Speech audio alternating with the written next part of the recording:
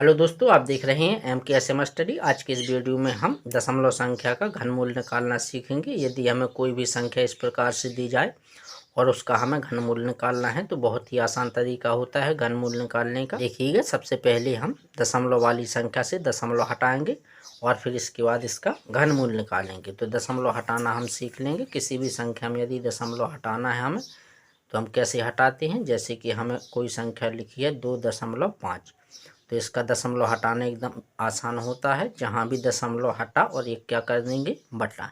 एक अंक है तो एक जीरो बढ़ा देते हैं, तो इसका मान आएगा 25/10। यदि कोई संख्या है 6.25, इसका हमें दशमलव हटाना है। दशमलव हटा और 1/2 अंक है तो 2 जीरो बढ़ा देंगे, तो इसको हम लिख सकते हैं 625/100। और यदि कोई और भी संख्या दी हो, जैसे आप इस प्रकार से कोई संख्या दी हो 15.625, तो इसका दशमलव कैसे हटाएंगे भाई। प्रकार कोई भी हो, हमें दशमलव हटाना आना चाहिए। तो दशमलव क्या होगा, दशमलव हटा 1/1, 2, 3, तो 3 जीरो हम बढ़ा लेंगे, तो इसका मान निकल के आया 15,625/1000। अब चलिएगा हम इस सवाल को बना लेंगे बहुत ही बेसिक तरीके से। तो देखिएगा, सबसे पहले हम इस संख्या का दशमलव हटाएंगे। तो दशमलव हटाने के लिए क्या करेंगे, वही जो हमने अभी नियम आपको बताया कि 0.216 लिखा है, तो यहाँ पर दशमलव है तो दशमलव हटा और ये क्या हो जाएगा, बटा। 1, 2, 3 अंक है तो 3 जीरो हम इसको बढ़ा लेंगे। अब इसका क्या निकालना है, घनमूल। तो इसको हम लिख सकते हैं √216/1000, यानी कि हमें 216 का भी घनमूल निकालना है और 1000 का भी घनमूल निकालना है, तब जाके हम इसका घनमूल निकाल सकते हैं। पहले यहाँ पर 216 का घनमूल निकालेंगे और इसके बाद यहाँ पर 1000 का घनमूल निकालेंगे। यदि किसी भी संख्या का हमें घनमूल निकालना है या फिर वर्गमूल निकालना है तो सबसे पहले हम उसका अभाज्य गुणनखंड करते हैं।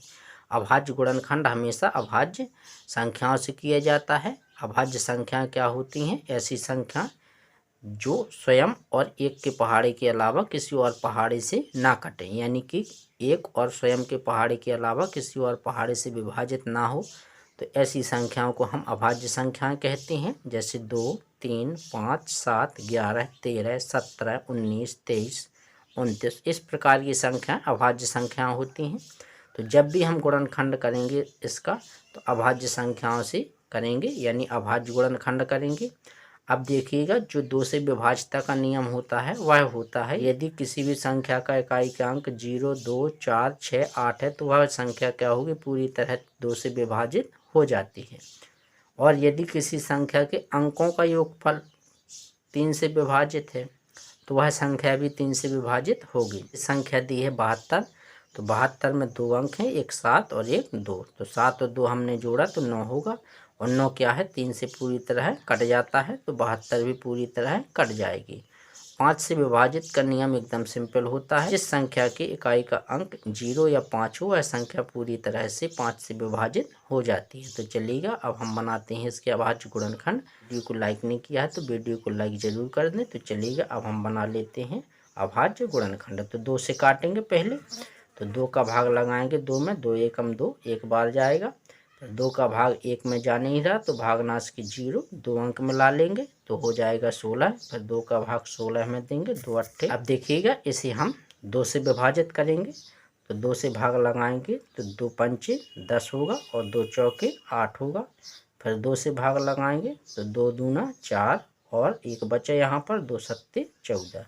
अब यह विभाजित नहीं होगा 2 से, क्योंकि इसका जो इकाई का अंक है वह 7 है। 2 और 7 9 होता है, 9 क्या है, 3 से विभाजित है, तो यह संख्या भी 3 से विभाजित होगी। तो हम इसमें 3 से भाग लगाएंगे, 3 नम 27 होगा और इसमें भाग लगाएंगे तो 3 तिरका 9 होगा और 3 का भाग 3 में देंगे, 3 एकम 3 आ जाएगा। अब देखिएगा, इसी प्रकार से पहले हम इसका गुणनखंड करेंगे। तो 2 से भाग लगाएंगे, पहले 1 में जा नहीं रहा तो 2 अंक में लाएंगे तो 2 पंचे 10 होगा, 2 जीरो ज्यों का त्यों। फिर 2 से भाग लगाएंगे, 2 दूना 4, यहाँ पर 1 बचेगा तो 10 हो जाएगा। फिर 2 पंचे 10, जीरो ज्यों का त्यों। जब तक जीरो रहेगा तब तक 2 से भाग लगता रहेगा। तो 2 से भाग लगाएंगे 2 एकम 2, 5 में लगाएंगे तो 2 दूना 4, 1 बचा, 2 पंचे 10। अब देखिएगा इसके इकाई का अंक 5 आ गया। अब यह 2 से विभाजित नहीं होगा। 1 में 2 जोड़ेंगे 3 और 3 में 5 जोड़ेंगे तो 8। 8 जो है 3 से विभाजित नहीं है, तो यह संख्या 3 से विभाजित नहीं होगी। तो इसे में हम 5 से भाग लगाएंगे क्योंकि इसकी इकाई का अंक 5 है। तो 5 दूना 10 होगा, 2 बचेगा, पचम 25। फिर 5 से भाग लगाएंगे, पचम 25 आएगा, 5 एकम 5 होगा। अब देखिएगा घनमूल निकालने के लिए क्या किया जाता है कि एक जैसी संख्याओं का हम 3-3 का जोड़ा बनाते हैं। तो पहले हम एक जैसी संख्याओं का 3-3 का जोड़ा बना लेंगे।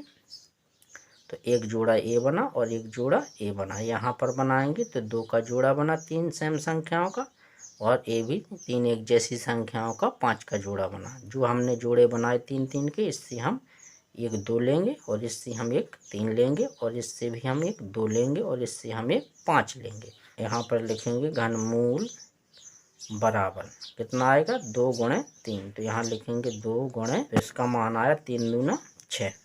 उसी प्रकार से हम 1000 का घनमूल कैसे निकालेंगे, लिखेंगे घनमूल बराबर 2 गुणे 5। तो इसका मान आएगा 5 दूना 10।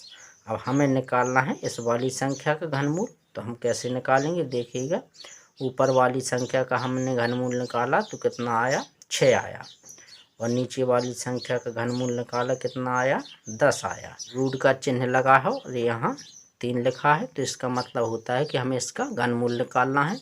तो हमने 216 का घनमूल 6 निकाला, 1000 का घनमूल 10 निकाला।